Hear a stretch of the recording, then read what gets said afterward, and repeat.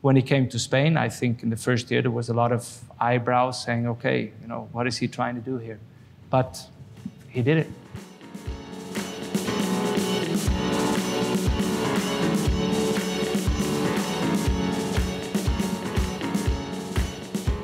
Back at Barcelona, is the club that you see now very different from the club you experienced as a young man?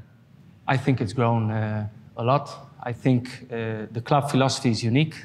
The way of football is unique. A lot of fantastic players or fantastic coaches cannot work at that club. And it's strange to say, but that's the reality, because the principles of game, the principles, even in the youth, they are so strong marked that you cannot come there and just make the changes that you want. What you need to do is try to modernize and to progress the system that's already in place. And of course, great coaches have come. I mean, Guardiola obviously had a huge impact, a huge influence in Barcelona, and the coaches before and also after. And now I think the club, or Spanish football in general, has just hit the wall a little bit because Spanish football at this moment of time cannot compete with, for example, English League. Best talents are coming here to England. The way the television is set up, the way the English League is also sold abroad. You know, at the moment, Spain needs to kind of be open-minded again to see how to progress. And Barcelona is in Spain, so we have a similar situation. And again, tough decisions, as you all can see, with a lot of changes, a lot of painful changes, but that's just the way it is. How do you think you can help them? Well, I think I've seen, you know, I've been traveling a lot of years now. After 25 years, I came in a way back home. And times have changed, generations have changed, also the language of the young players have changed, everything has changed. And I think I can help in a way that, because I've been as a sport director, I've already been a bit in the leading role of organizing, of putting the best people in the key positions in the club. But also as a coach, I've also learned my trade a little bit, even though in different kind of countries and cultures, maybe not A leagues, but in difficult leagues, sometimes things are much harder than in top leagues. But I think I can help them in many aspects as a sporting advisor, to say it this way, and also to help organize, to try to catch up to what Spanish football has lost. Catch up? Yeah, I think so, because England made a step forward.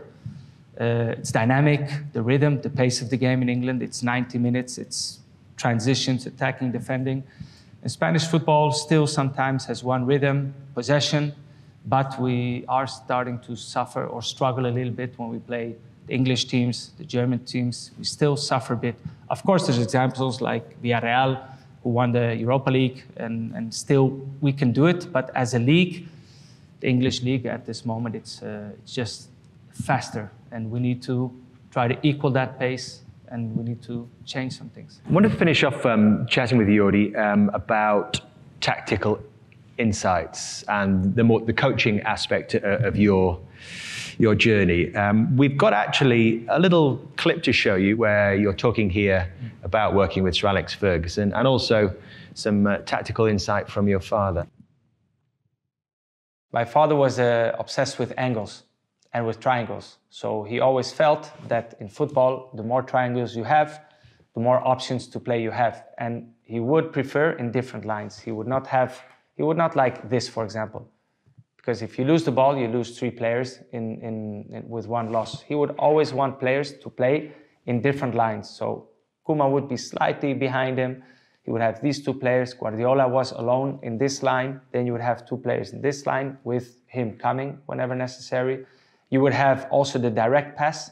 Normally it was Vaquero. Vaquero was very good at receiving the ball with his back to the goal, and then lay it off to one of these 3 players, and then we would already be 1 line further, and we still had the ball possession with enough players in good positions, in good rest defense, that when we would lose the ball, we would be well organized to prevent counterattacks.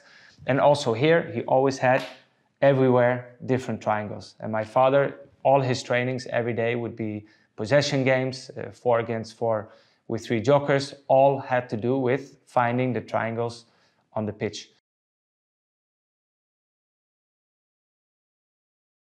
He was really a master in knowing when he had to, or when he would need these players in certain times of the year. So he would already prepare November to keep certain players fresh for when, you know, the congestion of fixtures would come in December and in January. So that was my kind of the first time that I understood that, you know, managers are not only thinking about the next game, but they're actually in their mind already thinking about the next and even the next after. So I think I learned a lot about Ferguson, and especially when I got a bit older in my career and when I started to coach myself, then I understood that he was actually really ahead of his time in many things that he used to do and many decisions that he used to make. And I catch myself a lot of times like remembering some of the things that he told me when I'm actually speaking to a player, and you can just imagine that already 30 years have passed, but still a lot of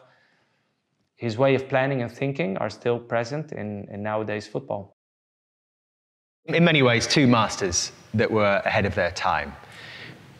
What do you think defined Sir Alex? Was it the man management? Was it the game day approach rather than the coaching aspect? I think the man management and identifying what player would give him what in which moment.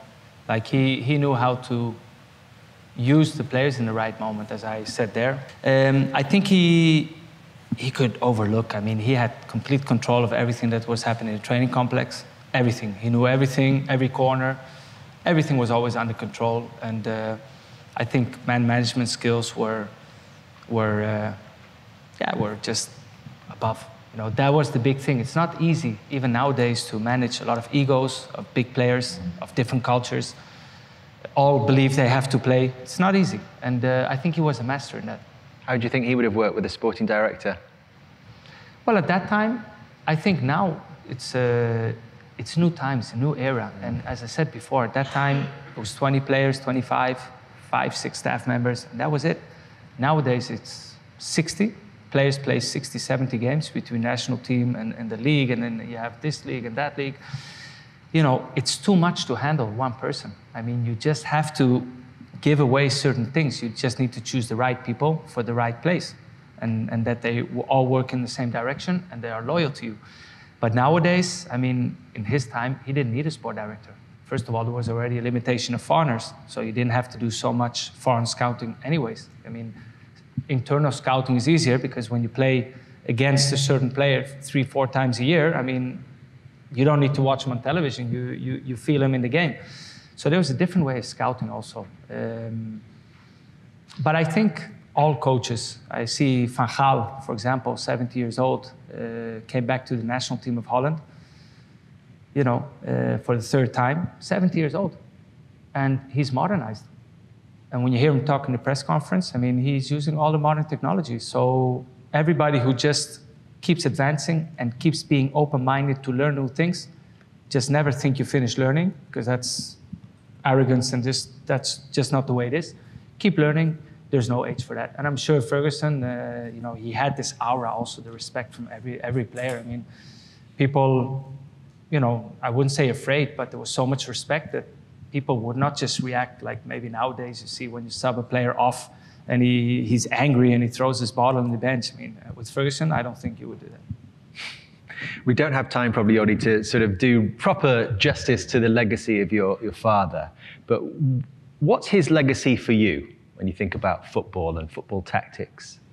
Well, I think, I mean, the day that he finished coaching is already long ago. But I do think, and people maybe, you know, if I see Guardiola, for example, play with, you know, the right back coming inside, my father used to do that also.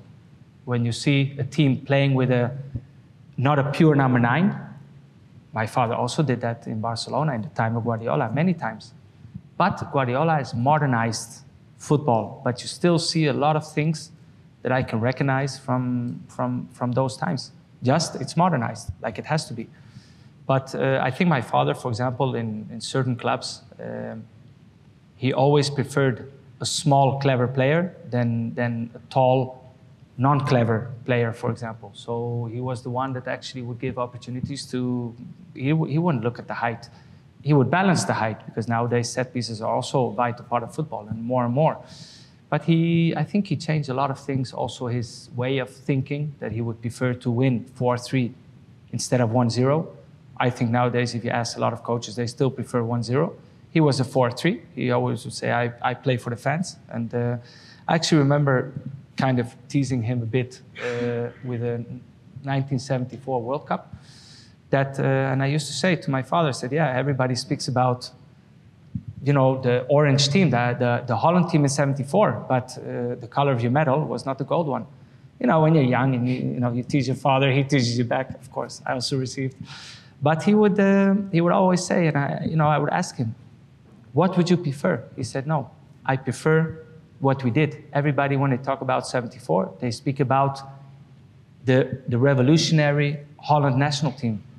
They don't speak about the winner, which is unusual. They speak about the loser for the way they show themselves with new things. When I look at videos, and I encourage you to do that, if you just go in, I don't know, in YouTube, whatever, and you see images of the 1974 Holland, the way they were pressing forward, I mean, it's suicidal.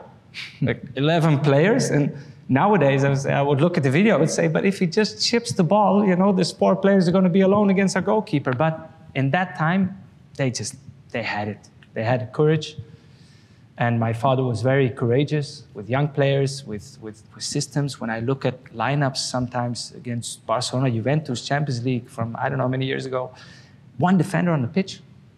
He would have midfielders playing as a left back and a right back, and I would say, Dad, what are we trying? Are you trying to lose? Like, what's happening? And he just had that. He just had the charisma, the aura. Even as a coach, he would say to players, "I want you to do this." And they would say, yeah, but coach, it's impossible. And he would say, give me the ball, I'll do it. And he still had the talent to do it. Inside foot, outside foot. I said before already there, master of the angles.